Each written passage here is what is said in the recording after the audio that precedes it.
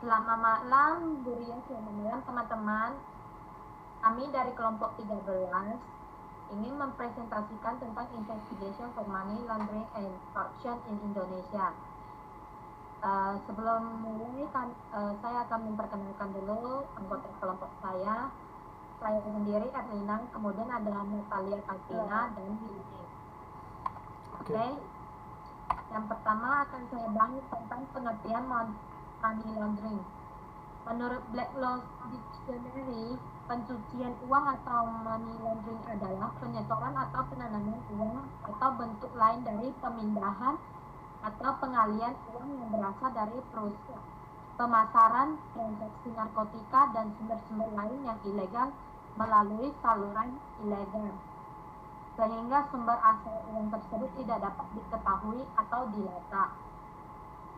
Selanjutnya, ada pengertian menurut Undang-Undang Republik Indonesia Nomor 8 Tahun 2010. Pencucian uang adalah segala perbuatan yang memenuhi unsur-unsur tindak pidana sesuai dengan ketentuan dan undang-undang ini, dengan hasil tindak pidana berupa harta kekayaan yang diperoleh dari pidana asal sebagaimana disebutkan dalam pasal 2 ayat 1. Selanjutnya ada unsur-unsur money laundering. Adanya uang atau dana yang merupakan hasil yang ilegal. Kemudian yang kedua adalah uang haram atau dirty money tersebut diproses dengan cara-cara tertentu melalui kelembagaan yang legal atau sah. Kemudian yang ketiga adalah dengan maksud menghilangkan jejak sehingga sumber asal uang tersebut tidak dapat atau sulit diketahui dan dilacak. Kemudian ada 3 tahapan untuk melakukan money laundering. Yang pertama adalah tahap placement. Kemudian yang kedua adalah tahap clearing. Yang ketiga adalah tahap integration. Nah, di sini saya akan membahas lebih detailnya. Tahap placement atau penempatan. Pada tahap penempatan, uang yang dihasilkan dari aktivitas kriminal dibawa ke dalam sistem keuangan. Pada titik hasil kriminalitas yang paling jelas dan risiko tertinggi pada deteksi. Pelaku pencucian uang menempatkan dana ilegal menggunakan berbagai teknik yang meliputi deposit uang tunai, rekening bank, dan penggunaan uang tunai untuk membeli aset bernilai tinggi seperti tanah, properti, dan barang-barang mewah. Kemudian yang kedua, tahap clearing. Setelah uang tersebut ditempatkan ke dalam sistem keuangan, ada upaya menyembunyikan atau menyamarkan sumber atau kepemilikan dana dengan menciptakan lapisan kompleks keuangan transaksi. Tujuan dari tahap ini adalah untuk memisahkan uang yang ilegal dari sumber tindak kriminal atau tindak kecurangan. Kemudian yang ketiga adalah tahap integration. Tahap integration memberikan uang ke dalam adalah tahap akhir dari proses dan dicapai oleh pelaku pencucian uang sehingga tampaknya telah diperoleh secara legal. Hal ini sangat sulit untuk membedakan antara kekayaan legal dan ilegal pada tahap integration. Selanjutnya akan dijelaskan oleh Natalia. Selanjutnya saya akan menjelaskan hukum pencucian uang di Indonesia.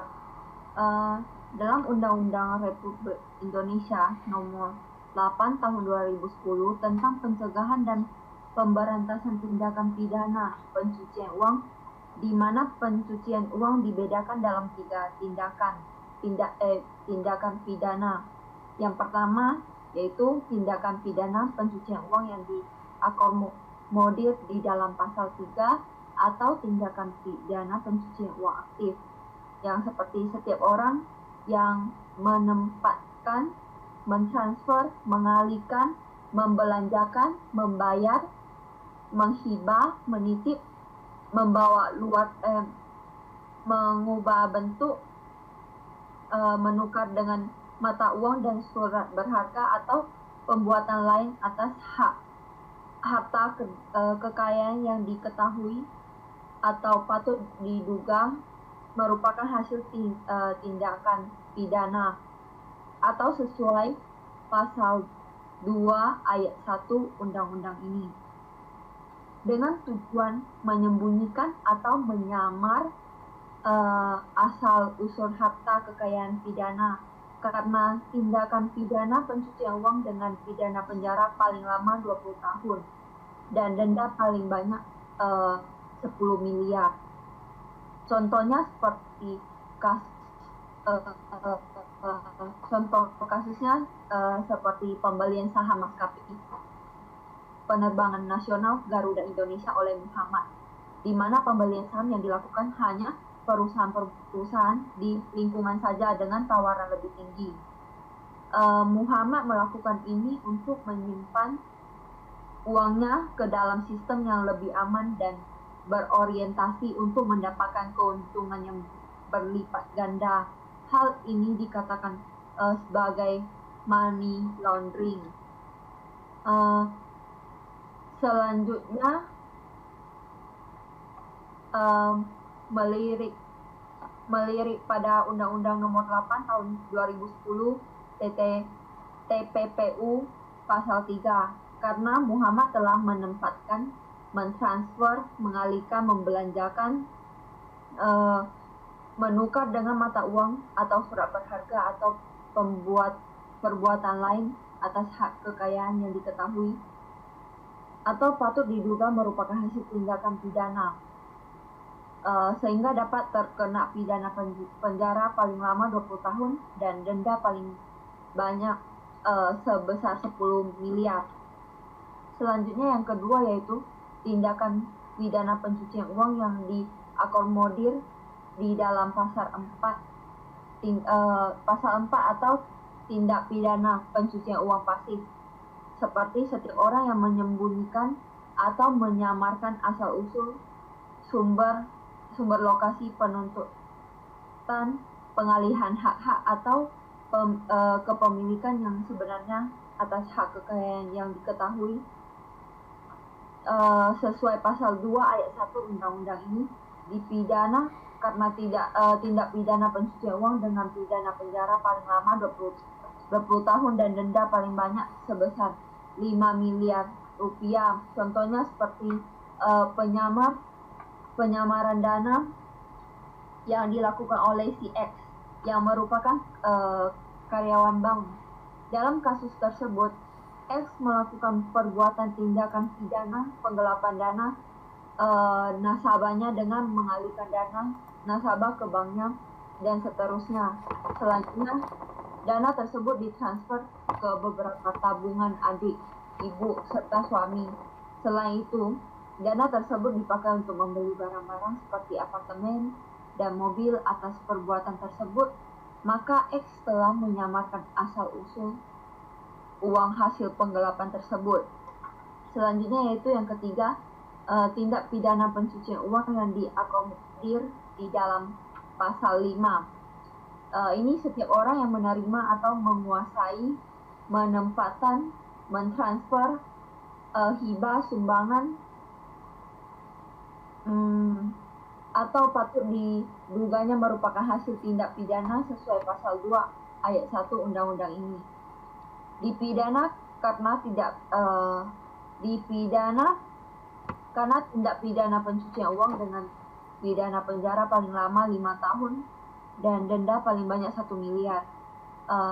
Contohnya seperti melanjutkan dari kasus nomor 2 tadi, maka adik, ibu beserta suami yang menerima transferan dari CX dan menikmatinya dengan dipakai untuk membeli barang seperti apartemen dan mobil, maka juga dapat dikenakan pasal 5 undang-undang ini karena mereka telah menerima uang yang baik diketahui atau seharusnya patut diduga bahwa uang tersebut adalah hasil tindak pidana. Selanjutnya dijelaskan oleh Lini. Oke, selanjutnya saya memberikan contoh kasus pencucian uang, yaitu atas nama Beni Cokro. Yaitu dia bukan hanya pencucian uang saja, tapi dia juga korupsi. Dia ini didenda sebanyak 5 miliar dan dipenjara selama setahun. Beni ini terbukti melakukan pencuci uang melalui perusahaan-perusahaan yang terkenal, yaitu pertama PT Pelita Indokarya, PT Royal Bahara Sakti, habis itu PT Surya Agung Maju dan perusahaan lainnya. Ada beberapa perusahaan lagi. Nah, Beni menerima pembayaran atas penjualan medium term note MTN di PT Armidian Karyata dan PT Hanso Internasional Tbk sejumlah 880 miliar. Itu pada tanggal 26 November sampai tanggal 22 Desember 2015. Uang tersebut kemudian digunakan untuk membeli tanah di Maja. Itu di Kabupaten Lebak, Baten, pembayaran bunga Mayapada. Jadi dia membayar bunga juga sama bank. Habis itu membeli saham dan untuk membayar kepada membayar orang gitulah ya. Karena dia ada meminjam nama orang untuk membeli saham, habis itu membeli tanah itu pakai nama orang.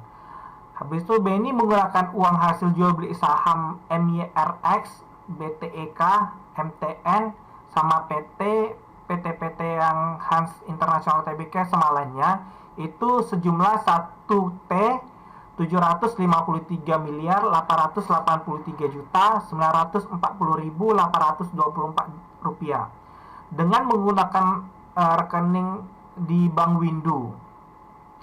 Itu pada tanggal 6 Oktober 2015 sampai 14 Maret 2017. Pada April 2016, Beni mentransfer uang hasil beli saham miliknya sebesar 75M kepada Bank Mayapada. Itu dia atas menggunakan nama orang lain, yaitu Budi Untung S. Beni membeli tanah di Kuningan, Jakarta selama menggunakan PT Duta Regensi Karunia.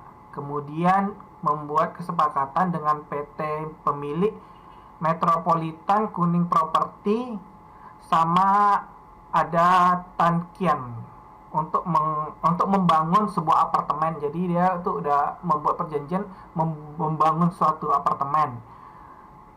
Habis itu ada penjualan apartemen secara per sel.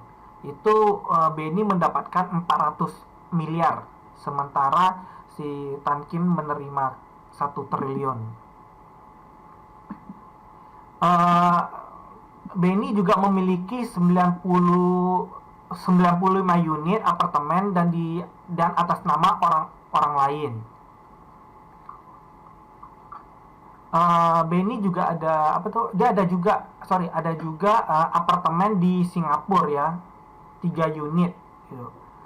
Pada tahun 2016 Beni melakukan pemilik perusahaan properti PT Blesindo Terangjaya dilakukan pembangunan perumahan Frost Hill dan mengatasnamakan bangunan berupa ruko yang dibangun sebanyak 20 unit atas nama Caroline.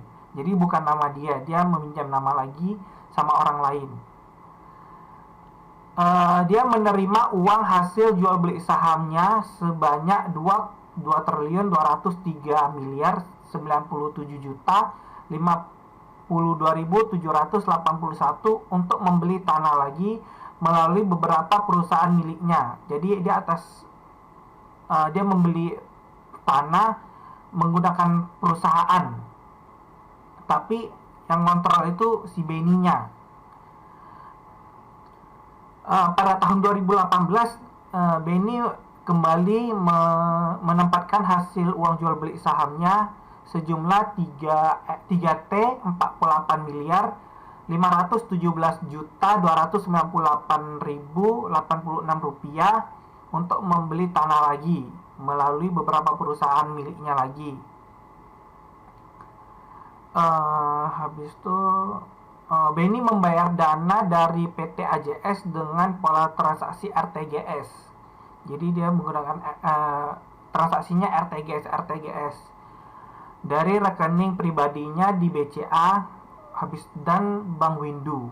Digunakan untuk membeli apartemen, membayar utang dengan jaminan saham MYRX.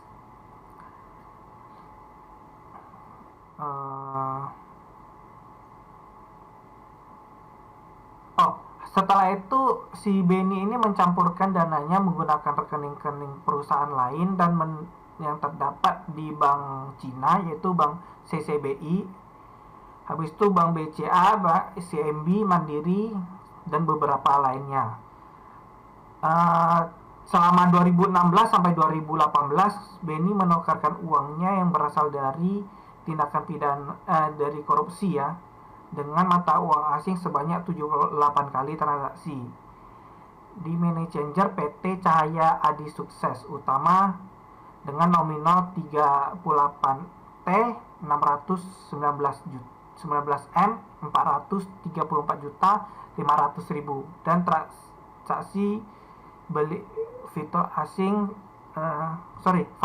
valuta asing kalau dirupiahkan menjadi 158 T 629 juta 629 M 729 juta 585 ribu. Ini saya mendapatkan kasusnya di Kompas. Sekian presentasi kami. Apabila ada kata-kata yang kurang atau yang salah, mohon maaf. Akhir kata, terima kasih.